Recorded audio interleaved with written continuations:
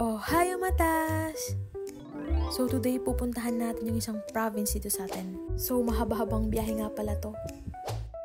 Pupunta nga pala tayo sa Tamboang, which is yung ilog dito sa amin na lagi ding pinupuntahan.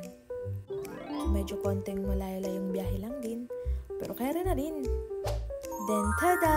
So eto nga pala yung Tamboang. So magta-timelapse muna tayo. So di gulay-gulan din. Ang sarap talaga ng tubig, ang lamig. So grabe. Like, tignan nyo naman, para kaming mga pawikan dyan palangoy-langoy, di ba? May magsha-shampoo pa talaga dyan. Kala mo talaga. Tapos after nyan, knockout na.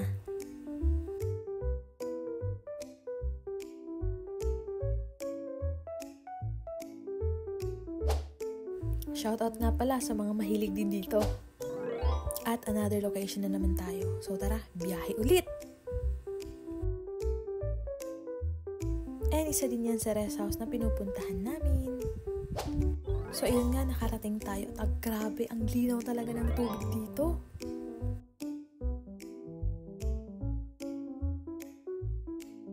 At abay, gusto ko rin silang hulihin. Sobrang nakaka-relax. Gusto mo na lang talaga mababad dito sa tubig. Grabe ba?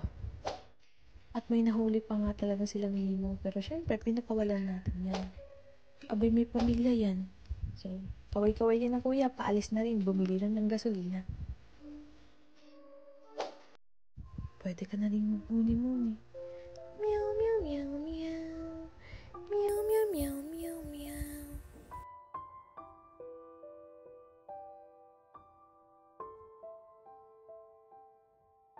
There she goes. There she goes again. Hindi na yan nakasakit.